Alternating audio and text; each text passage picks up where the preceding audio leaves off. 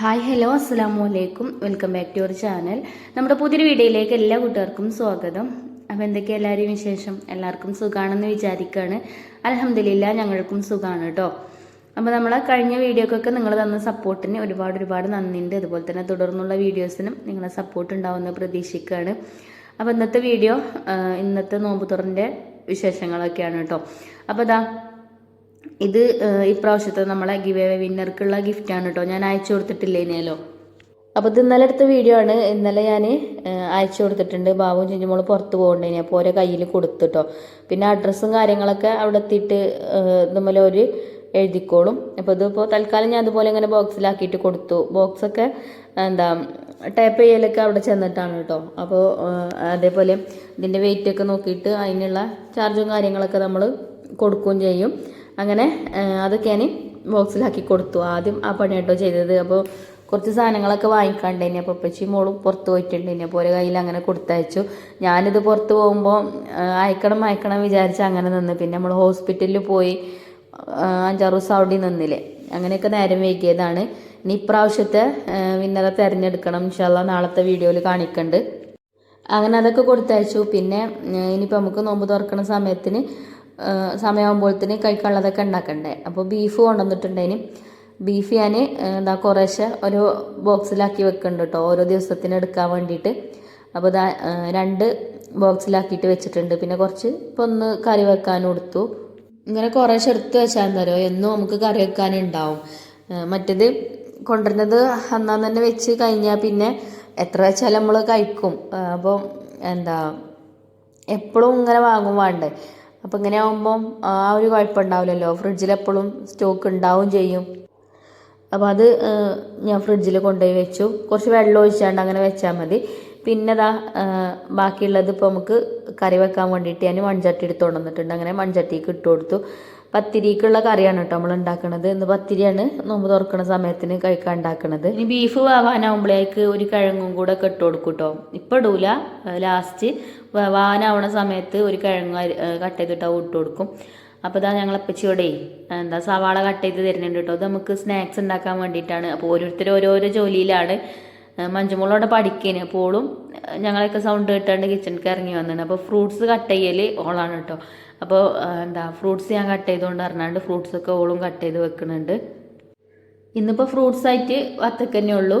പിന്നെ നമുക്കൊരു ഡ്രിങ്ക് ഉണ്ടാക്കണം, നല്ല ഹെൽത്തി ഡ്രിങ്ക്. ഞാൻ ഒരു കഴിഞ്ഞ വർഷമല്ല, അതിന് മുന്നത്തെ വർഷത്തെ തോന്നുന്നുണ്ട്, നമ്മളെ മദ്രസക്ക് റബീഉൽ അവ്വൽ പരിപാടിൻ്റെ അന്ന് ഒരു ഡ്രിങ്ക് ഉണ്ടാക്കി കൊടുത്തിനല്ലോ. ആ ഒരു ഡ്രിങ്കാണ് കേട്ടോ നമ്മൾ ഉണ്ടാക്കുന്നത്. അപ്പോൾ അത് ചിഞ്ചുമോളും ഉണ്ടാക്കാമെന്ന് പറഞ്ഞിട്ടുണ്ട്. പിന്നെ സ്നാക്സ് ഉണ്ടാക്കുന്നത് സമൂസൻ്റെ ഓല വെച്ചുകൊണ്ട് പപ്സാണ് ഉണ്ടാക്കുന്നത്. അപ്പോൾ അതിക്ക് എഗ്ഗ് വേണം. അപ്പോൾ അത് ഇവിടെ ചിഞ്ചിനോട് ഞാൻ പുഴുങ്ങാൻ വെക്കാൻ പറഞ്ഞപ്പോൾ അതോള് കുക്കർക്കാക്കിയിട്ട് പുഴുങ്ങാൻ വേണ്ടിയിട്ട് വെക്കുന്നുണ്ട്. കുക്കറിലാവുമ്പം എളുപ്പം ആവും ചെയ്യും, ഒന്നും പൊട്ടി പോവില്ല. അപ്പോൾ അതിക്ക് ഉപ്പൊക്കെ ഇട്ട് കൊടുത്തുകൊണ്ട് വെള്ളമൊക്കെ ഒഴിച്ച് ഓള് വേവിക്കാനായിട്ട് വെച്ചിട്ടുണ്ട്. അപ്പോൾ ഞാൻ ബീഫ് കറി ഉണ്ടാക്കുകയാണല്ലോ, ബീഫ് കറി. അപ്പോൾ ഓരോക്കെ ചെയ്യുന്ന ജോലികൾ ഇങ്ങനെ കാണിച്ചതാണ് കേട്ടോ. അപ്പോൾ അത് സവാള ഇട്ട് കൊടുത്തു, പിന്നെ തക്കാളി ഇട്ട് കൊടുത്തു, പിന്നെ മസാലപ്പൊടികളൊക്കെ ഇട്ടെടുത്ത് നമ്മളെപ്പോഴും ഉണ്ടാക്കുന്ന ബീഫ് കറി തന്നെയാണ് കേട്ടോ. ഇത് ചിലപ്പോൾ കണ്ട് നിങ്ങൾക്ക് മടുത്തിട്ടുണ്ടാവും. ഞാൻ ചിക്കനാണെങ്കിലും ബീഫാണെങ്കിലൊക്കെ പത്തിരിക്ക് ഇതേപോലെ തന്നെയാണ് കേട്ടോ ഉണ്ടാക്കൽ. തക്കാളിയും സവാളയൊക്കെ ഇട്ട് കൊടുത്തു, ഇതേപോലെ മസാലപ്പൊടികളും ഒക്കെ ഇട്ട് കൊടുത്ത് വെള്ളം ഒഴിച്ചാണ്ട് അങ്ങനെ വേവിക്കാൻ വെക്കും. പിന്നെ നേരത്തെ പറഞ്ഞ പോലെ തന്നെ വെന്ത് വേവാനാവുന്ന സമയത്ത് അതിലേക്ക് ഒരു കിഴങ്ങ് കട്ട് ചെയ്തിട്ട് അതും ഇട്ട് കൊടുക്കും. പിന്നെ തേങ്ങ വറുത്തരച്ചിട്ട് അത് വറുത്തരച്ചാണ്ട് അത് ഒഴിച്ചു കൊടുക്കും. കുറച്ച് പച്ചത്തേങ്ങയും കുറച്ച് വറുത്ത തേങ്ങയും അങ്ങനെ അരച്ചിട്ടാട്ടോ ഒഴിച്ചു കൊടുക്കൽ. അപ്പം വോയിസ് കൊടുക്കാൻ കിട്ടണില്ല കേട്ടോ. എന്താ അങ്ങനെ പറയുന്നില്ല, ഇടയ്ക്കിടയ്ക്ക് എനിക്ക് തന്നെ തോന്നുന്നുണ്ട്. അപ്പോൾ എന്തായാലും ഞാൻ അടുപ്പൊക്കെ കത്തിച്ചിട്ടുണ്ട്. നമ്മളെ കറി അടുപ്പത്ത് വെച്ചിട്ടുണ്ട്. ഇന്ന് എനിക്ക് അപ്പോഴും പറയുന്നുണ്ട്, ഇന്ന് നമ്മളെ ഹോം ഷോപ്പിൻ്റെ ഒരു വർക്ക് ഉണ്ട് കേട്ടോ. അപ്പോൾ അതിന് പോകും വേണം. അപ്പോൾ പോകുമ്പോൾ തന്നെ രാവിലെ വീഡിയോ വോയിസൊക്കെ കൊടുത്ത് റെഡിയാക്കാണ്. അപ്പോൾ എനിക്ക് അങ്ങനെ കേട്ടോ, ധൃതി കൂടുമ്പോൾ പറയാൻ തന്നെ കിട്ടൂല. അപ്പോൾ എന്തായാലും കറിയൊക്കെ അടുപ്പത്ത് വെച്ച്, പിന്നെ പത്തിരിക്ക് പൊടി വാട്ടാൻ വെള്ളം വെച്ചിട്ടുണ്ടേനി. അപ്പം പൊടിയും കൂടെ വേഗം വാട്ടിയെടുക്കുന്നുണ്ട്. ഞാൻ പത്തിരി ഉണ്ടാക്കാൻ 3 കപ്പ് അരിപ്പൊടി ആയിട്ട് എടുക്കൽ. 3 കപ്പ് എടുക്കും, പിന്നെ കുറച്ചും കൂടെ പൊടി എടുക്കും. അത് നമുക്ക് പത്തിരി പരത്താൻ വേണ്ടിയിട്ട് അങ്ങനെ മാറ്റിയേക്കലാട്ടോ. ഇനി പിന്നെ അത് തുറന്ന് കണ്ട് എടുക്കണ്ടല്ലോ. അപ്പോൾ ചിലപ്പോൾ അങ്ങനെ ഒരു മടിയാണ്. അപ്പോൾ പത്തിരിൻ്റെ പൊടിയൊക്കെ പാത്രത്തേക്ക് ഇട്ട് കൊടുത്തിട്ടുണ്ട്. അപ്പോൾ തന്നെ വെള്ളം തിളച്ചിട്ടുണ്ട്. ഇനി അപ്പോൾ കണ്ടോ കുറച്ച് നേരം അതിൽ മാറ്റി വെക്കും കേട്ടോ. അത് പത്തിരി പരത്താൻ വേണ്ടിയിട്ടാണ്. അങ്ങനെ വെള്ളമൊന്നും ചിലപ്പോൾ അളന്നൊന്നും ഞാൻ വെക്കലില്ല കേട്ടോ. നമുക്ക് പറയുക ഇങ്ങനെ ഒരു കമ്മട്ടെന്ന് പറയുമല്ലോ, അങ്ങനെ ആ ഒരു കമ്മട്ടത്തിൻ്റെ അളവാണ് കേട്ടോ. ചിലപ്പം കുറച്ചധികം വെള്ളമൊക്കെ തോന്നുകയാണെങ്കിൽ കുറച്ച് വെള്ളം ഇന്നാണ് മാറ്റി വെക്കും, എന്നിട്ട് പൊടി ഇട്ട് കൊടുക്കും, എന്നിട്ട് വേണമെങ്കിൽ ആ വെള്ളം ഒഴിച്ചു കൊടുക്കും. അപ്പം ഇന്ന് കറക്റ്റാണ് കേട്ടോ. കുറച്ച് വെള്ളം ഞാനതിന് എടുത്ത് വെച്ചിട്ടുണ്ടേനി, പക്ഷെ ആ വെള്ളം ഒഴിച്ചു കൊടുക്കേണ്ടി വന്നിട്ടില്ല. കറക്റ്റായിട്ട് പൊടിയൊക്കെ ഇട്ട് വാട്ടിയെടുത്ത് അങ്ങനെ അത് അടുപ്പത്തുനിന്ന് വാങ്ങി വെച്ച് ഇനി ചിഞ്ചുമോള് ഡ്രിങ്ക് ഉണ്ടാക്കുന്നുണ്ട്. അപ്പോൾ ഒരു പാക്ക് പാല് ഇതിലേക്ക് പൊട്ടിച്ചൊഴിച്ച് കൊടുത്തിട്ടുണ്ട്. പിന്നെ ഒരു 2-3 ഗ്ലാസ് വെള്ളം ഒഴിച്ചിട്ടുണ്ട്. പിന്നെ മധുരത്തിൻ്റെ പഞ്ചസാര ഇട്ടിട്ടുണ്ട്. എന്നിട്ട് പാലൊന്ന് തിളപ്പിച്ചെടുക്കുക. അപ്പോൾ ഞാൻ ഉണ്ടാക്കിയെന്ന് പിന്നെ കോൺഫ്ലവർ ഒന്ന് പാലിൽ വേവിച്ചാണ്ട് അങ്ങനെ അതിലേക്ക് ചേർത്തിന് കേട്ടോ, ഒന്ന് കുറുകി വരാൻ വേണ്ടിയിട്ട്. അപ്പോൾ ഒന്ന് അത് ചേർക്കണില്ല. ചിഞ്ചുമോള് കസ്റ്റാർഡ് പൗഡർ കൊണ്ടുവന്നിന് കേട്ടോ. ഉളുപ്പച്ചിൻ്റെ ഒപ്പം പോയാണ്ട് വേണ്ട സാധനങ്ങളൊക്കെ വാങ്ങിക്കൊണ്ടുവന്നിട്ടുണ്ടായിരുന്നു. അപ്പോൾ കസ്റ്റാർഡ് പൗഡറാണ് ചേർക്കണത്. അപ്പോൾ അതൊരു ബൗൾക്ക് ഒരു 2-3 സ്പൂൺ ഇട്ട് കൊടുത്തിട്ടുണ്ട്. കുറച്ച് പാൽ ഒഴിച്ചാണ്ട് മിക്സ് ചെയ്തിട്ട് അതിലേക്ക് ഒഴിച്ചു കൊടുക്കുകയാണ് കേട്ടോ. കസ്റ്റാർഡ് പൗഡർ ഇല്ലെങ്കിൽ കോൺഫ്ലവർ പാലിൽ വേവിച്ചിട്ട് കുറുക്കിയിട്ട് അതിലേക്ക് ഒഴിച്ചു കൊടുത്താലും മതി. ഞാൻ അന്ന് അങ്ങനെയാണ് ഉണ്ടാക്കിയത്. അപ്പോൾ ഉപ്പച്ചിനെ പാല് ഇങ്ങനെ ഇളക്കാൻ വേണ്ടിയാണ്ട് ഏൽപ്പിച്ചാണ്ടാണ് കേട്ടോ കസ്റ്റാർഡ് പൗഡർ ഓള് മിക്സാക്കി ഒക്കെ എടുത്തത്. അങ്ങനെ ഉപ്പച്ചി മക്കളൊക്കെ കിച്ചണിൽ ഉണ്ടാകുമ്പോഴേ നമുക്കൊരു സുഖമാണ്. ഓരോന്ന് ഇങ്ങനെ എടുക്കുമ്പോൾ നമുക്കത്ര ഭാരമായിട്ട് തോന്നില്ല. ജോലികളൊക്കെ പെട്ടെന്ന് തീരും ചെയ്യും. അങ്ങനെ അത് കൈക്ക് ഒഴിച്ചു കൊടുത്തു. അപ്പോൾ ഇപ്പച്ചി അറിയേണ്ടത് കുറച്ച് വെള്ളം കൂടുതലാണ്. അപ്പോൾ 2-3 വലിയ ഗ്ലാസ്സിന് 2-3 ഗ്ലാസ് വെള്ളമോളം ഒഴിച്ചു കൊടുത്തിട്ടുണ്ടായിരുന്നു കേട്ടോ. അപ്പോൾ കുറച്ച് പാൽപ്പൊടി എടുത്താണ്ട് കലക്കിയിട്ട് അതും കൂടെ അതിൽ ഒഴിക്കുന്നുണ്ട്. അപ്പോൾ അത് ഇത്രയേ ഉള്ളൂ. ഇതന്നെ ചൂടാറി കഴിഞ്ഞാൽ നമുക്ക് ഇഷ്ടമുള്ള ഫ്രൂട്ട്സൊക്കെ അതിൽ ഇട്ട് കൊടുക്കാം. എന്നിട്ടൊന്ന് തണുപ്പിച്ചിട്ട് കഴിക്കുകയാണെങ്കിൽ നല്ല ടേസ്റ്റുമാണ്. അപ്പോൾ അത് ഒരു റെഡിയാക്കുന്നുണ്ട്. അപ്പോൾ ഞാൻ നമ്മളെ പത്തിരിക്ക് പൊടിയൊക്കെ വാട്ടി വെച്ചിനല്ലോ, അതൊന്ന് വേഗം കുഴച്ചെടുക്കുന്നുണ്ട്. അപ്പോൾ ഇതായിട്ടുണ്ട് കേട്ടോ. ഇപ്പോൾ ഇതിലേക്ക് കുറച്ച് പിസ്തയും കൂടെ ഒഴിച്ചു കൊടുത്തിട്ടുണ്ട്. ഒരു 2-3 ഡ്രോപ്പ് പിസ്തയും കൂടെ ഇട്ട് കൊടുത്തിട്ടുണ്ട്. അപ്പോൾ കാണുമ്പം ഒരു നല്ല കളർ വയ്ക്കാനും അതേപോലെ തന്നെ ഒന്നായിട്ട് ഒഴിച്ചു കൊടുക്കണ്ട കേട്ടോ, കുറച്ച് മതി. ആ ഡ്രിങ്കിന് ആ പിസ്തൻ്റെ ആ ഒരു ഫ്ലേവറും ഉണ്ടാവും. അപ്പോൾ നല്ല ടേസ്റ്റുമാണ് കേട്ടോ കുടിക്കാൻ. അങ്ങനെ അത് ചൂടാറാൻ വേണ്ടി വെച്ചിട്ടുണ്ട്. പിന്നെ പത്തിരിക്കിൻ്റെ പൊടി ഞാൻ കുഴക്കുന്നല്ലേ. അപ്പോൾ ബാബു പറഞ്ഞ് ഞാൻ കുഴച്ച് തരാറുണ്ട് കണ്ട് ബാബു അത് കുഴക്കുന്നുണ്ട്. പിന്നെ ഞാൻ നമ്മളെ ബീഫ് കറി അടുപ്പത്തുനിന്ന് വാങ്ങിച്ചിട്ട് ബീഫ് കറി അപ്പോൾ തന്നെ നല്ലോണം തിളച്ച് ഒക്കെ ആയിട്ടുണ്ട്. ഇനി വെന്തിട്ടൊന്നുമില്ല. അപ്പോൾ ഞാൻ അത് അപ്പുറത്തെ അടുപ്പത്തേക്ക് വാങ്ങിച്ചിട്ടേ നമുക്ക് പപ്സ് ഉണ്ടാക്കണമല്ലോ. അപ്പോൾ അതിലേക്കുള്ള ഫില്ലിംഗ് ആണ് കേട്ടോ ഉണ്ടാക്കുന്നത്. അപ്പോൾ ഞാൻ വേഗം ചട്ടിയൊക്കെ അടുപ്പത്ത് വെച്ച് വെളിച്ചെണ്ണ ഒഴിച്ചു കൊടുത്ത് പച്ചമുളകും അതേപോലെ ഇഞ്ചിയും വെളുത്തുള്ളിയൊക്കെ കട്ട് ചെയ്തതൊക്കെ ഇട്ട് വഴറ്റിയെടുത്തിട്ട് ഇതൊരു 2-3 സവാള ഉണ്ട് കേട്ടോ. 3 സവാള ഉണ്ട് തോന്നുന്നുണ്ട്. നമുക്ക് കുറച്ചധികം സ്നാക്സ് വേണം, വീട്ടിലേക്ക് ഉമ്മാക്കും ഒക്കെ കൊടുക്കണം. അങ്ങനെ സവാളയൊക്കെ അതിലേക്ക് ഇട്ട് കൊടുത്ത് ഉപ്പ് ഇട്ട് കൊടുത്ത് കറിവേപ്പിൻ്റെ ഇല ഇട്ട് ഒന്ന് അടച്ച് വെച്ചിട്ടുണ്ട്. അപ്പോൾ അത് വഴന്ന് വരട്ടെ. അപ്പോൾ നമ്മൾ ഈ ഒരു ഡ്രിങ്ക് ഇത് ചിഞ്ചുമോള് വെള്ളത്തിൽ വെച്ചിട്ടുണ്ടായിരുന്നു കേട്ടോ. അപ്പോൾ ചൂടാറിയിട്ടുണ്ട്. അപ്പോൾ അതിക്ക് കസ്കസ് വെള്ളത്തിലിട്ടത് ഇട്ട് കൊടുത്തു. അതേപോലെ തന്നെ അനാർ ഇട്ട് കൊടുത്തിട്ടുണ്ട്. പിന്നെ ആപ്പിളും കട്ട് ചെയ്താണ്ട് അതും ഇട്ട് കൊടുത്തു കേട്ടോ. അപ്പോൾ നമുക്ക് ഇഷ്ടമുള്ള ഫ്രൂട്ട്സൊക്കെ ഇട്ട് കൊടുക്കുക. പിന്നെ ഇനി നേന്ത്രപ്പഴമൊക്കെ ഉണ്ടെങ്കിൽ അതും കട്ട് ചെയ്താണ്ടൊക്കെ ഇട്ട് കൊടുക്കുക കേട്ടോ. അപ്പോൾ അത്രേ ഉള്ളൂ. നമുക്ക് നല്ല ദാഹമുള്ള സമയത്ത് ഒരു ഗ്ലാസ്സൊക്കെ കുടിക്കുകയാണെങ്കിൽ ഉണ്ടല്ലോ, ദാഹം മാറും വിശപ്പ് മാറും എന്ന് പറയുന്ന പോലെ കേട്ടോ. നല്ല ടേസ്റ്റാണ്. അപ്പോൾ ട്രൈ ചെയ്യാത്തവരൊന്ന് ട്രൈ ചെയ്ത് നോക്കുകൊണ്ട് അങ്ങനെ അത് കൊണ്ടുപോയി പിന്നെ തണുപ്പിക്കാനൊക്കെ വേണ്ടിയിട്ട് ഫ്രിഡ്ജിലൊക്കെ കൊണ്ടുപോയി വെച്ചു. അപ്പോൾ തന്നെ നമ്മൾ സവാളയൊക്കെ നല്ലോണം വഴന്ന് വന്നിട്ടുണ്ടേനും. പിന്നെ അതിലേക്ക് കുറച്ച് മഞ്ഞൾപ്പൊടിയും മല്ലിപ്പൊടിയും കുരുമുളക് പൊടിയൊക്കെ ഇട്ട് മസാല റെഡിയാക്കിയിട്ടുണ്ട്.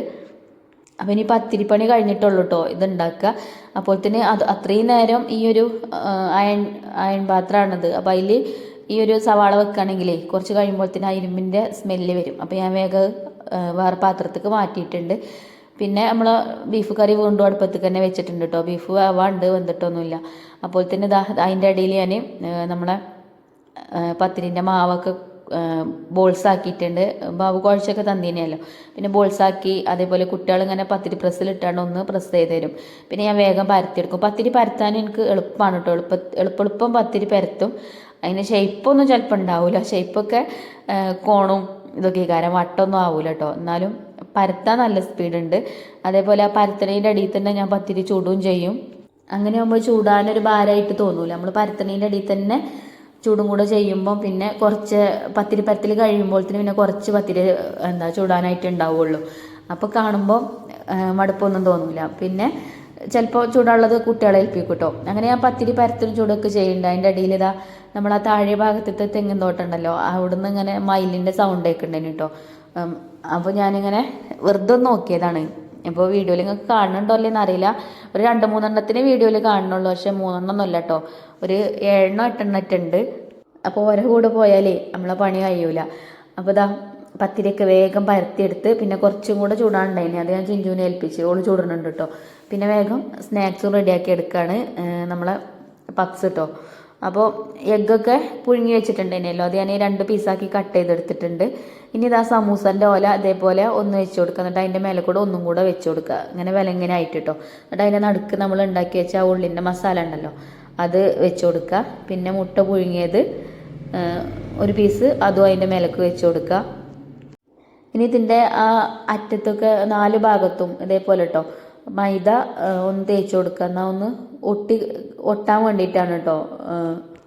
ഇല്ലെങ്കിൽ നമ്മളിത് ഷേപ്പ് ചെയ്തെടുക്കുമ്പോൾ എണ്ണയിലിടുമ്പോൾ ഫില്ലിങ്ങൊക്കെ പുറത്ത് പോരും. അപ്പോൾ മൈദ തേച്ചാണ്ട് ഇങ്ങനെ ഇതുപോലെ ചെയ്താൽ പിന്നെ പുറത്ത് പോരൊന്നുമില്ല. അപ്പോൾ അതേപോലെ എന്നിട്ട് മടക്കി കൊടുക്കട്ടോ. എളുപ്പമാണ് ഉണ്ടാക്കാൻ.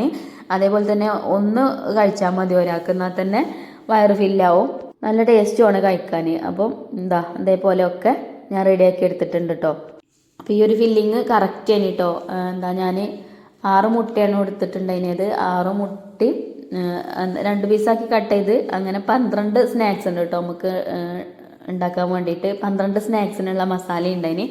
അപ്പോൾ ഇത് ഫ്രൈ ചെയ്തെടുക്കുക. അപ്പോൾ എണ്ണ ഞാൻ ചൂടാക്കാൻ വെച്ചിട്ടുണ്ട്. എണ്ണ ചൂടായിട്ടുണ്ട്. എളുപ്പമുണ്ട് കേട്ടോ ഫ്രൈ ചെയ്തെടുക്കാനും. നല്ല ചൂടുള്ള എണ്ണയ്ക്ക് ഇട്ട് കൊടുത്താൽ ഫസ്റ്റത്തെ ചൂട് കുറവേന്, അതുകൊണ്ട് ആണ് കേട്ടോ അങ്ങനെ കുറച്ച് വെള്ള കളറിലായിട്ട് കാണുന്നത്. എളുപ്പം മുരിഞ്ഞു കിട്ടും. അപ്പോൾ നല്ല ടേസ്റ്റുമാണ് കഴിക്കാൻ. പിന്നെ ഞാൻ എപ്പോഴും പറയുന്ന പോലെ ഫില്ലിങ് ടേസ്റ്റ് ഉണ്ടെങ്കിൽ സ്നാക്സും ടേസ്റ്റ് ഉണ്ടാവൂലേ. അപ്പോൾ നമ്മൾ ഫില്ലിങ്ങൊക്കെ ടേസ്റ്റ് ഉണ്ടായിന് കേട്ടോ. അപ്പോൾ അതുകൊണ്ട് പപ്സും കുഴപ്പമൊന്നുമില്ലേനി. അപ്പോൾ ഞാനിത് അതേപോലെ എണ്ണയിലിട്ട് തിരിച്ചു മറിച്ചു വിട്ടിട്ട് 2 എണ്ണം ആക്കിയിട്ടിട്ടാണ് കേട്ടോ ഞാൻ ഫ്രൈ ചെയ്തെടുക്കുന്നത്.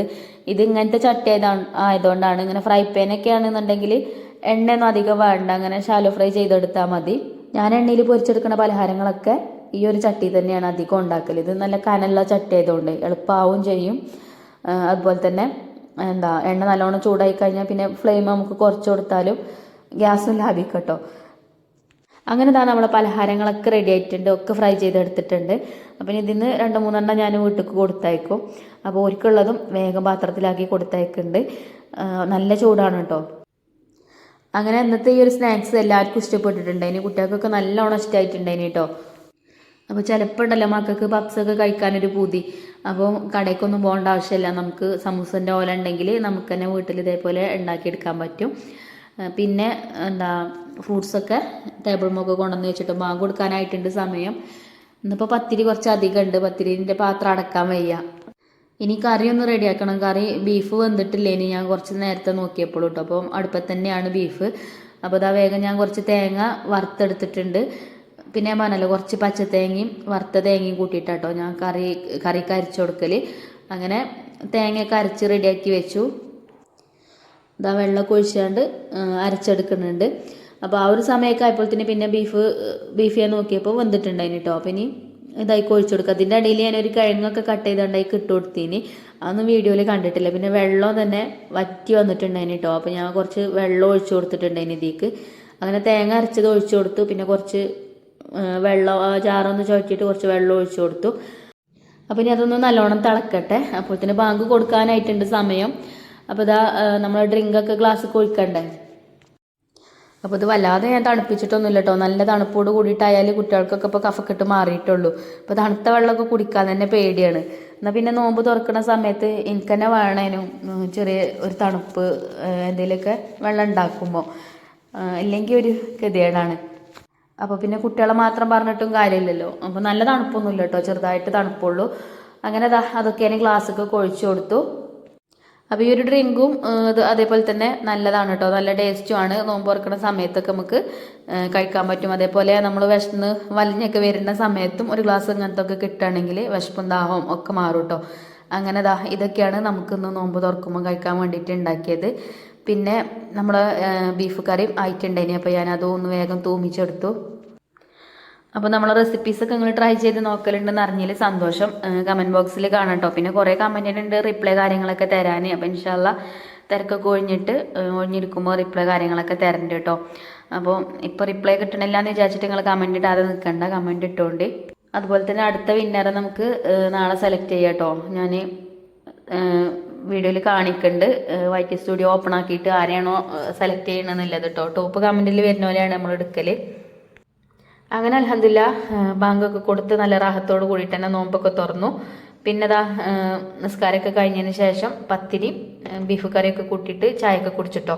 അപ്പോൾ ഇന്നത്തെ നമ്മളെ വിശേഷങ്ങൾ ഇതൊക്കെയാണ്. അപ്പോൾ നിങ്ങൾ എന്താ ഉണ്ടാക്കിയെന്നൊക്കെ കമൻറ്റ് ചെയ്യാൻ വേണ്ടിട്ടോ. അപ്പോൾ ഇന്നത്തെ വീഡിയോ ഞാൻ ഇവിടെ വൈൻഡപ്പ് ചെയ്യാണ്.